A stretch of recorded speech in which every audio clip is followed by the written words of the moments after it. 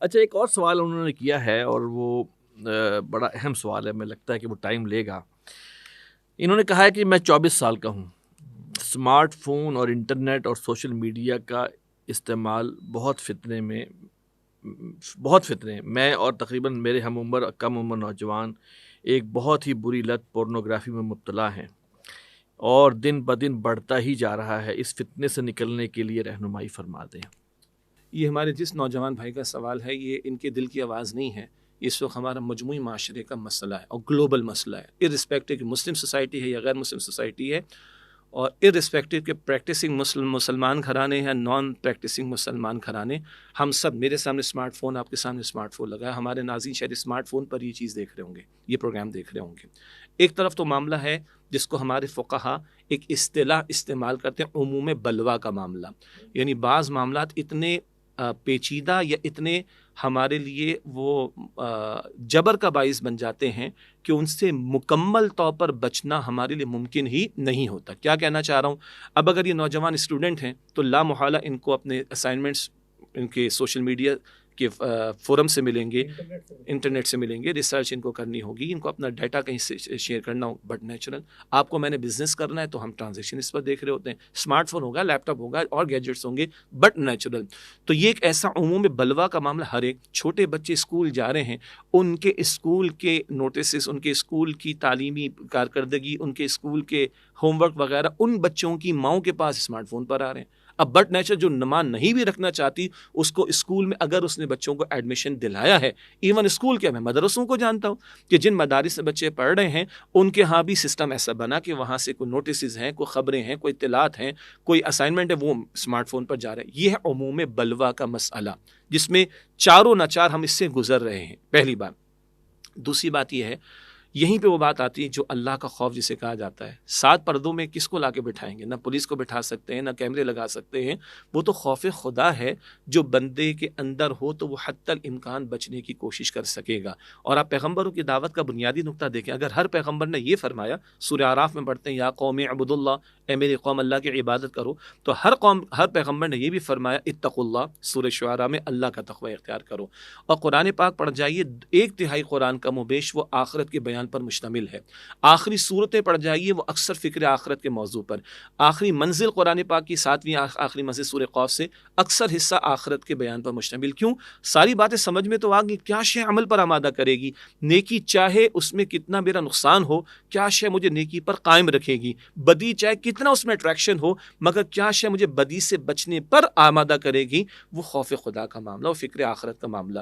یہی وہ بنیاد ہے کہ جس کو ہمیں سمجھانے کی اور دلوں میں ایمان کی آبیاری کرنے کی ضرورت ہے. ایک بات. اسی طرح قرآن پاک کہتا ہے اتقوا اللہ وکونوا مع الصادقین، اللہ کا تقوی اختیار کرو، نیک لوگوں کی صحبت اختیار کرو. آج ہمارا خیال ہے کہ نیک لوگوں کی صحبت کا ایک اسپیسیفک ٹائم، اسپیسیفک ڈیٹ پر جا کے کہ میں بیٹھ جاؤں گا. ٹھیک ہے، کسی کو درس قرآن کی محفل میں میسر آتی ہے، کسی نیک بندے کی صحبت میں میسر آتی ہے، سر آنکھوں پر، لیکن ہمیں اپنے ماحول کو نیک بنانا پڑے گا. جیسے ڈاکٹر اسرار صاحب فرماتے تھے رحمۃ اللہ علیہ، سوسائٹی ود ان سوسائٹی، سارا ماحول تو دجل کا ہے، فریب کا ہے، شیطان کے حملوں کا ہے، نفس کی شرارتوں کا ہے. تو میں اکیلا، ایک نوجوان کیا، ایک بوڑھا بھی، ایک بڑی عمر کا بندہ بھی اکیلا اس کو ریزسٹ نہیں کر سکتا. قرآن کہتا ہے وَتَوَاصَوْا بِالْحَقِّ وَتَوَاصَوْا بِالصَّبْرِ. تو یہ ماحول گھر میں بھی، یہ ماحول دفاتر میں بھی، یہ ماحول مساجد میں تو ہوگا اور ہونا چاہیے. یہ ماحول مجموعی اعتبار سے وہ اجتماعیت کے جہاں مجھ جیسے لوگ ہوں گے جن کو دیکھ کر مجھے موٹیویشن ملے گی، ایک دوسرے کے تجربات سے بندہ فائدہ اٹھا سکے گا. تو اجتماعی ماحول کو اختیار کرنے کی کوشش کریں. اسی طریقے پر سوشل میڈیا کے استعمال کے تعلق سے ہمارے ہاں تنظیم اسلامی کی پلیٹ فارم سے باقاعدہ ہم نے اپنے ساتھیوں کے لیے کچھ ہدایات جاری کی ہیں جس کو ہم اور اپڈیٹ کر رہے ہیں کیونکہ فتنے بڑھتے چلے جا رہے ہیں. تو جو ہم ہدایات دے سکیں گے، مثلا کتنا عجیب لگتا ہے جب ہم کسی کو کہیں بھائی اسمارٹ فون استعمال کر رہا ہو، باوضو ہو کر استعمال کرو. اللہ، پہلی مرتبہ تو ہنسی نکل جاتی لوگوں کی، لیکن پھر ایک بندہ مومن کہتا ہے بات تو ٹھیک ہے. جو بندہ حالت طہارت میں فرشتوں کے زیادہ قریب، یا فرشتے اس کے زیادہ قریب ہوتے ہیں، ناپاکی کی حالت میں فرشتے دور ہوتے ہیں. اسی طریقے پر ہمارے سابق امیر عاقب سعید صاحب، اللہ تعالیٰ ان کو صحت عطا فرمائے، وہ کہتے تھے بھائی باوضو ہو کر استعمال کرو اور بسم اللہ الرحمن الرحیم پڑھ کر استعمال کرو. بندہ سوچے تو صحیح، اللہ کے نام سے میں اسمارٹ فون کھول رہا ہوں، کچھ تو خدا کا خوف دل میں رہے گا، خدا کی یاد تازہ رہے گی. یہ ہے جو جڑ اور بنیاد سے اس چیز کو پکڑنے کی ضرورت ہے. تو اللہ کا خوف، ایمان کی آبیاری، آخرت کی جواب دہی کا احساس، نیک ماحول کو اختیار کرنے کی کوشش کرنا. اور پھر بعض لوگوں کے تجربات ہوا کرتے ہیں. مثلا بعض گھرانوں میں اپنے بچوں کو انہوں نے اسمارٹ فونز نہیں دیے ہیں. اگر بچوں، یہ تو خیر 24 برس کے نوجوان ہیں، لیکن میں بات کر رہا ہوں کہ بعض گھرانوں میں چھوٹے بچوں کے اعتبار سے اسکول گوئنگ ہیں یا بعض کالج گوئنگ بچیاں اگر ہیں تو ان کے ماں باپ نے اسمارٹ فون نہیں دیے. بھائی تمہارا اکیڈیمک ایشو ہے نا، تو سارا تمہارا جو بھی ادارے کی طرف سے آئے گا وہ تمہاری والدہ کی طرف کے پاس آ جائے گا یا والد صاحب کی طرف. اچھا گھر میں گیجٹ استعمال کرنے ایک کامن روم استعمال ہوگا، اور جو گھر ہیں چھوٹے تو ماں باپ کی نگاہوں کے سامنے معاملہ رہے گا.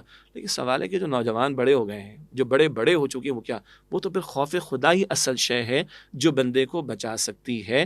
اس کی طرح توجہ کا معاملہ، اس کے لیے قرآن پاک کا مطالعہ، قرآن پاک کا ترجمے تشریح کے ساتھ مطالعہ، ایمان کی آبیاری قرآن سے، نیک لوگوں کی صحبت کا اختیار کرنا اور لوگوں کے تجربات سے فائدہ اٹھانا. یہ کچھ کوشش کر سکیں گے تو اللہ تعالیٰ کی رحمت متوجہ ہوگی. شیطان کو پیدا کرنے والا کون ہے؟ اللہ. نفس کو بنانے والا بھی کون ہے؟ اللہ. اللہ کے اذن کے بغیر شیطان کچھ نہیں کر سکتا. اسی لیے قرآن کہتا ہے کہ اذا قرأت القرآن فاستعذ باللہ من الشیطان الرجیم. یہ تو اسمارٹ فون کی بات ہو رہی ہے نا، قرآن کی تلاوت سے پہلے بھی اعوذ باللہ پڑھنے کو کہا گیا. وَإِمَّا يَنزَغَنَّكَ مِنَ الشَّيْطَانِ نَزْغٌ فَاسْتَعِذْ بِاللَّهِ. شیطان کی طرف سے کوئی چوک لگے تو اللہ تعالیٰ کی پناہ میں آنے کی کوشش کرو. اب انہوں نے لکھا ہے 24 سال کی عمر ہے، تو بہرحال شادی کے حوالے سے بھی ان کو جزاک اللہ خیر، اللہ آپ کو جزائے خیر عطا فرمائے. اللہ کے پیغمبر صلی اللہ علیہ وسلم نے فرمایا کہ نوجوانوں، تم میں سے جو استطاعت رکھتا ہے وہ نکاح کرے. یہ نگاہوں کو نیچا رکھتا ہے اور پرائیویٹس کی شرمگاہ کی حفاظت کرتا ہے. ہم نے پہلے بھی اس پروگرام میں بات کی ہے، اس سارے معاشرے میں ساری ایکسیسیبلٹی تو ہے، گناہ کی، زنا کی اور برباد ہونے کی. نکاح کو ہم نے مشکل کر رکھا ہے.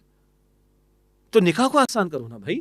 بڑے بڑے لمبے چوڑے پروگرامز اور لاکھوں کروڑوں کے خرچوں کی بات کی جاتی ہے، اس کے نتیجے میں پاکیزہ بندہ نکاح کا تو بنتا نہیں ہے، لیکن زنا کے سارے راستے کھل جاتے ہیں. جزاک اللہ خیر، آپ نے صحیح توجہ دلائی کہ ارلی میرجز کی بات ہونی چاہیے، نکاح کے بندھن کی بات ہونی چاہیے. اللہ کے رسول فرما رہے صلی اللہ علیہ وسلم یہ نگاہوں کو نیچا رکھتا ہے اور شرمگاہوں کی حفاظت کرتا ہے. بلکہ آپ مجھے اجازت دیجیے، لا حیا فی الدین، حدیث میں آتا ہے کہ دین کی بات پوچھنے بیان کرنے میں کوئی جھجک نہیں ہونی چاہیے.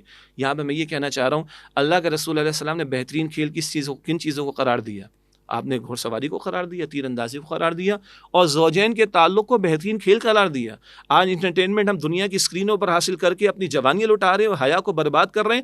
پیغمبر فرما رہے صلی اللہ علیہ وسلم نکاح کا بندھن یہ بہترین کھیل ہے، اس معنی میں بھی کہ نگاہوں کی حفاظت ہے، اس معنی میں بھی کہ حیا کی حفاظت ہے، اس معنی میں بھی کہ ایمان کی حفاظت ہے. یہ ہے جو چیزیں کھول کر اللہ کے پیغمبر علیہ السلام نے واضح فرمائی. جزاک اللہ. یہ ایسا موضوع ہے کہ اس کے اوپر تو ہمیں جیسے کہتے ہیں نا کہ پورا پروگرام جو ہے کر سکتے ہیں، اور اس پر بہت سارے ایلیمنٹس اور بلکہ آصف بھائی پروگرام بھی ایک کم ہے، یعنی مستقل بنیادوں پر ہمیں اس پر محنت کرنے کی ضرورت ہے. انشاءاللہ ہم تنظیم اسلامی کے فورم سے بھی کوشش کریں گے کہ ان پہلوؤں پر مزید کلام ہوتا رہے انشاءاللہ.